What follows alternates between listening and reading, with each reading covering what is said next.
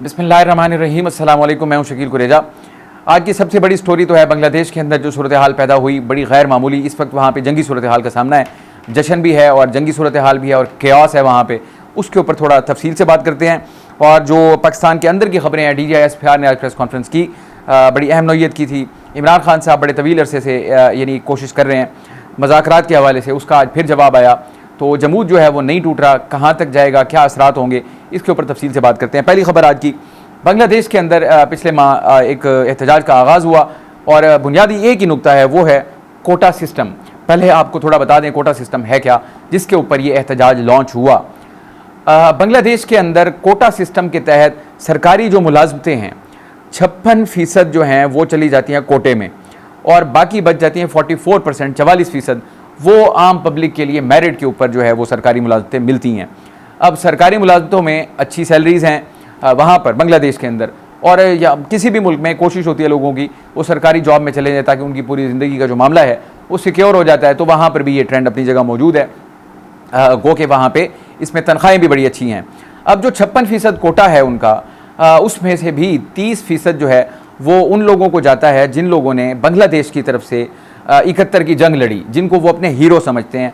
उनके लिए पहल तो उन लोगों के लिए इस 30% कोटा मुकर्रर किया जिन्होंने जंग लड़ी, फिर उसके बाद उनके बच्चों के लिए, फिर उसके बाद उनके पोतों के लिए, और वो सिलसिला यूँ चलता रहा। ऑब्वियसली आबादी बढ़ती रही, हालात बदलते रहे, लेकिन ये चीज़ जो है वो अपनी जगह मौजूद है और इसने लोगों के अंदर एक इश्ताल पैदा किया।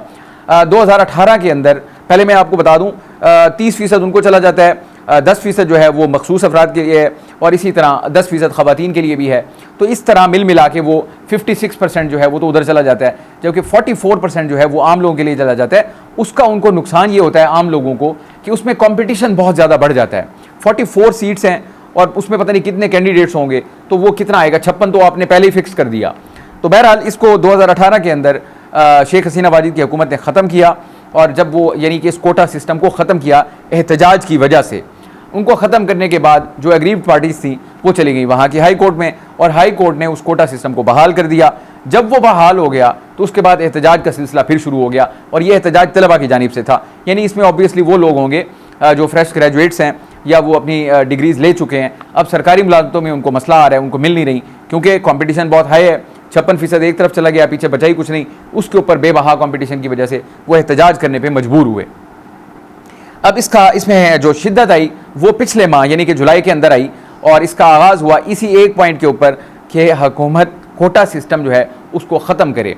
हाई कोर्ट ने तो फैसला दे दिया था, उसको बाद सुप्रीम कोर्ट के अंदर चैलेंज किया गया, और सुप्रीम कोर्ट ने जो हाई कोर्ट का फैसला था यानी कोटा सिस्टम को बहाल करने का, उसको उन्होंने कलअदम करार दे दिया। यानी कि एक बार फिर सुप्रीम कोर्ट ऑफ बांग्लादेश ने कोटा सिस्टम को ख़त्म कर दिया और अपने फैसले में करार दिया 93% जो सीट्स होंगी सरकारी वो ओपन मेरिट पे होंगी, और टोटल कोटा जो होगा सब लोगों का मिला के वो होगा ओनली 7%। तो फैसला हो गया, इसके बाद तो एहतजाज ख़त्म हो जाना चाहिए था, लेकिन एहतजाज ख़त्म ना हुआ, एहतजाज जो है वो जारी रहा। अब एहतजाज जारी रहने की क्या वजह थी?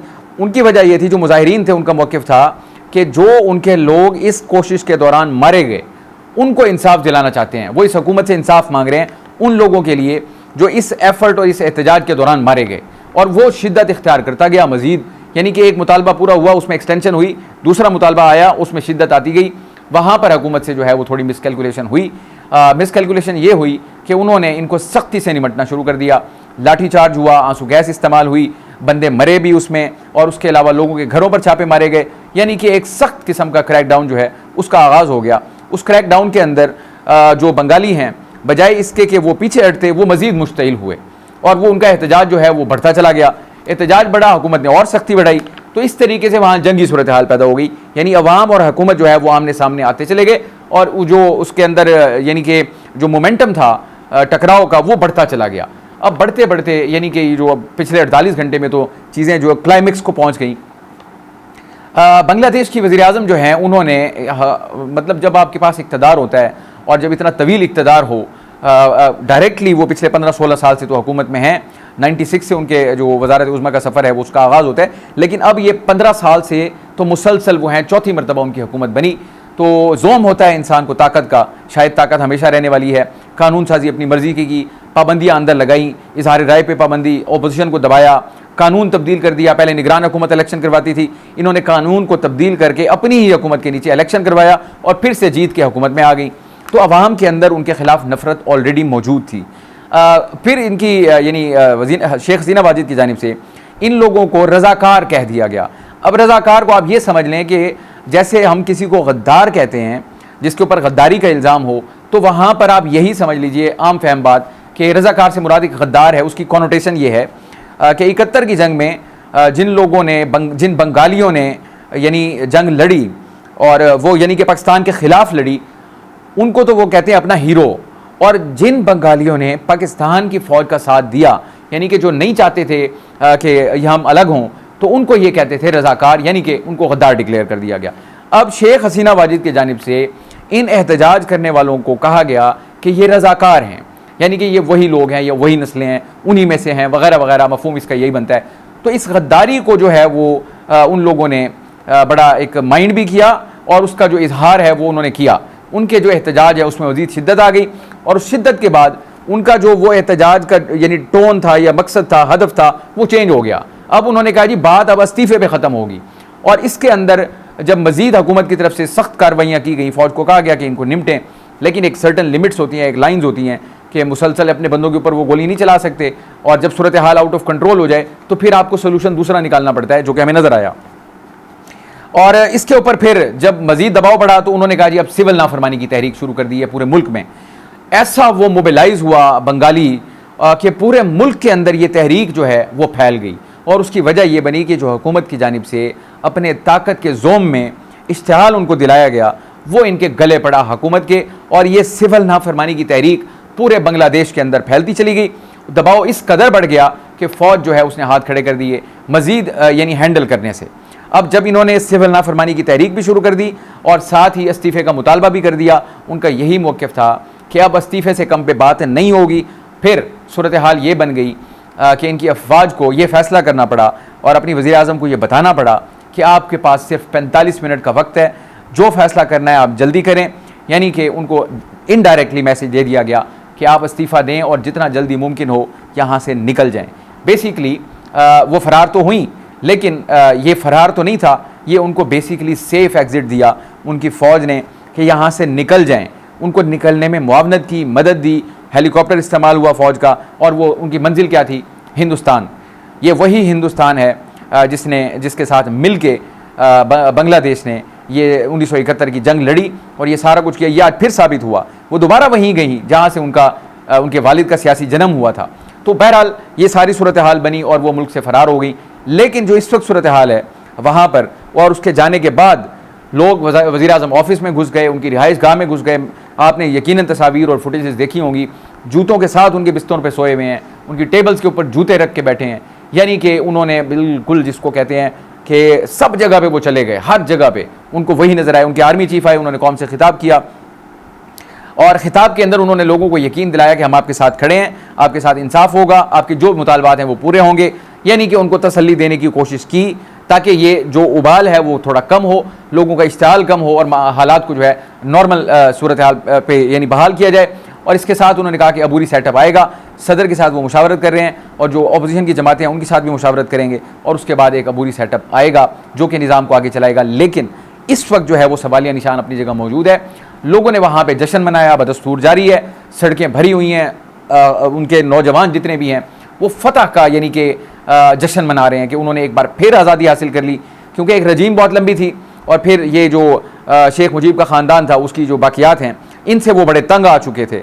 आज आपने देखी होंगी फुटेजेस, शेख मुजीब के जो ये कदावर किस्म के मुजस्मे लगे हुए, और वो भी यानी जिसको कहते हैं ना सीसा पिलाई दीवार टाइप, उस बड़े आहनी मटीरियल से बने हुए, उनको हथौड़े मार मार के तोड़ दिया, उनको गिरा दिया। यानी कि वो उनकी शक्लें तक देखना नहीं चाहते। तो ये इससे आपको ये साबित होता है कि सबसे बड़ी ताकत जो होती है वो अवाम की ताकत होती है। अगर वो निकल आए तो फिर कोई दीवार उनके आगे दीवार नहीं रहती, वो गिर जाती है, रेत की दीवार साबित होती है। तो बहुत अपने आप को ताकतवर समझती थी शेख हसीना वाजिद, लेकिन वो रेत की दीवार साबित हुई जब अवाम निकल आई और बहुत ज़्यादा तादाद में निकल आई। फिर न सिर्फ उनको भागना पड़ा बल्कि उनकी एक ख्वाहिश थी आखिरी, वो तकरीर करना चाहती थी। उनके पास इतना वक्त नहीं था कि वो तकरीर रिकॉर्ड कर सकती, लिहाजा फ़ौज ने उनको कहा कि आप तकरीर छोड़ें, जितना जल्दी मुमकिन हो यहाँ से निकलें, और वो निकल गई। अब उनकी अगली मंजिल क्या होगी ये तो आने वाला वक्त तयन करेगा। अभी तक की इतलात ये है कि वो इसके बाद लंदन रवाना होगी। फिर एक खबर चल रही है उनके बेटे के हवाले से, और वो खबर ये है कि उनकी वालदा ने यह फैसला कर लिया है कि अब वो सियासत में वापस नहीं आएंगी।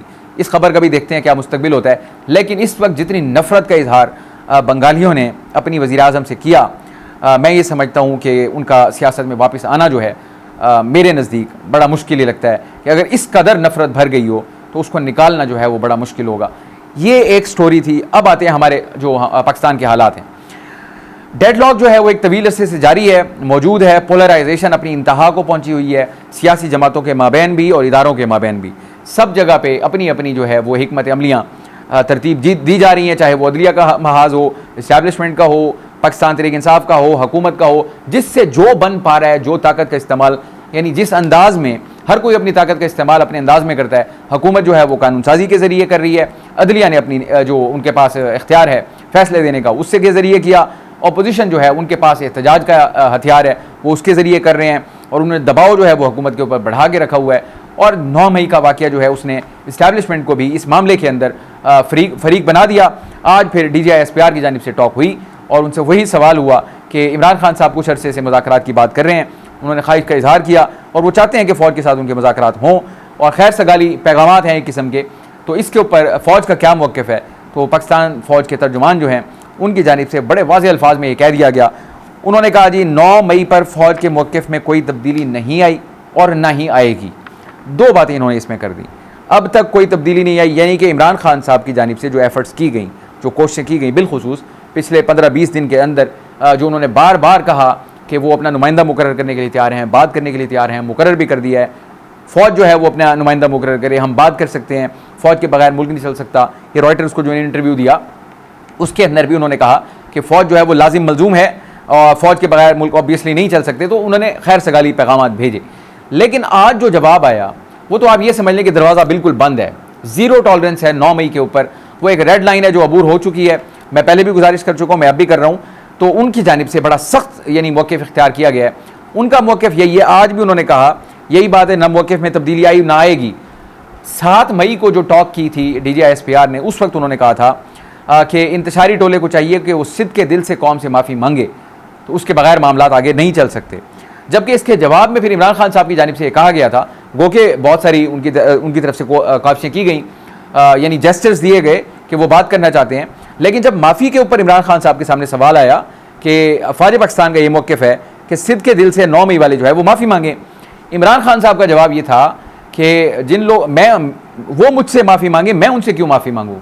फिर उनका मौक़िफ़ है कि जिनके पास CCTV फुटेजेस हैं वो 9 मई के ज़िम्मेदार हैं। फिर उनका मौक़िफ़ ये है कि मैंने बिल्कुल कहा था कि GHQ के बाहर जाएँ और पुरअमन एहतजाज करें। तो फिर जब सवाल हुआ कि एहतजाज पुरअमन नहीं रहा, उसके जवाब में उन्होंने कहा कि ये जिनका प्लान था उन्होंने किया, फिर उन्होंने इस्टेब्लिशमेंट के ऊपर डाल दिया। तो फ़ौज जो है वो अपने मौक़िफ़ पे कायम है, इमरान खान साहब बदस्तूर अपने मौक़िफ़ पे कायम है। आज इनका और नरमी होती हुई बज़ाहिर नज़र नहीं आ रही। जो ग्राउंड रियलिटीज़ हैं, जो हक़ाइक़ हैं, वो यही बता रहे हैं, नरमी वो खारिज अज़ इम्कान है। आज के दिन तक जो आज की उनकी टॉक थी उसके मुताबिक भी आज आप देखें उनका जलसा था स्वाबी के अंदर। इमरान खान साहब की जो गिरफ्तारी है उसका साल मुकम्मल हुआ। स्वाबी के अंदर बड़ा पावर शो था, बहुत अच्छा क्राउड इन्होंने इकट्ठा किया, पूरे मुल्क को कॉल दी गई थी। जो तकारीर हुई बहुत सख्त तकारीर थी, टॉप लीडरशिप ने बड़ी तकरीरें की, अली अमीन गंडापुर साहब ने बड़ी तकरीर की, सख्त तकरीर की। इसी तरह दीगर जो लोग हैं, असद कैसर साहब हों, बाकी हों, हमाद अज़हर हों, इन सब ने की। किसी TV चैनल ने मेरा ख्याल है ना होने के बराबर इनकी कवरेज थी। तो एक जमहूरी माशरे के अंदर मेरा ख्याल है ये भी एक बड़ा सवालिया निशान है, उनके जलसे को कवरेज देनी चाहिए थी। अलबत्ता अगर कहीं रेड लाइन क्रॉस होती है आप उसको यानी मैनेज करें, पैमरा के जो हिदायत हैं उसके मुताबिक आप उसको कट कर दें, ना चलाएं, उसको बीप लगा दें, कुछ भी कर लें, लेकिन उनको कवरेज मिलनी चाहिए। सियासी जमात है, पार्लियामान में मौजूदगी है, सेनेट में मौजूदगी है उनकी, तमाम सूबाई असम्बलियों में है, एक सूबे में उनकी हुकूमत है। इस तरीके से उनका ब्लैकआउट जो है वो किसी तौर पर मेरा ख्याल है मसाइल के हल में तो मदद नहीं देगा। बहरहाल उनका ब्लैकआउट रहा। और तकरीरें जो थी, अली अमीन गंडापुर साहब ने बड़ी सख्त तकरीर की। उन्होंने कहा जी कोई हमें NOC की ज़रूरत नहीं है, हम जहाँ चाहेंगे जलसे करेंगे, किसी का बाप भी हमें नहीं रोक सकता। तो यानी उनकी टोन जो है वो भी ऑब्वियसली सख्त हो रही है। एक जिसको कहते हैं ना दबाव का उनको सामना है, और वो उसको यानी उसको रिएक्ट भी कर रहे हैं जिस हद तक उनके लिए मुमकिन है। तो आखिर सूरत हाल जो है वो कहीं ना कहीं जाके सब्र का पैमाना जो है वो लबरेज भी होता है। अभी तो फ़िलहाल तकरीरों की हद तक है, अल्लाह पाक खैर करे, लेकिन सूरत हाल जो है वो अंदर जमूद वो अपनी जगह मौजूद है। अब जब ये जमूद टूटेगा, कैसे टूटेगा, यानी क्या उसके खदोखाल होंगे, इस सवाल का जवाब कम अज़ कम मेरे पास भी नहीं है, और अब तक मेरी जिनसे गुफ्तगू हुई उनके पास भी नहीं है। लेकिन एक बात पे सबका इत्तफाक है, वो कोई अच्छा मंजरनामा नहीं होगा, वो एक इंतहाई ख़तरनाक मंजरनामा हो सकता है। ये यानी पॉसिबिलिटीज़ हैं। बहरहाल अल्लाह से दुआ गो है हमारे मुल्क के हालात बेहतर हों, ताकि आवाम के हालात बेहतर हों और लोगों को सुख का सांस आए। आज के लिए इतना ही। आप हमारी वीडियोस को लाइक कर सकते हैं, चैनल को जरूर सब्सक्राइब करें, अपना फीडबैक कमेंट के जरिए आप हमारे साथ शेयर कर सकते हैं। आपसे इंशाल्लाह कल मुलाकात होगी। इजाज़त दीजिए, अल्लाह हाफ़िज़।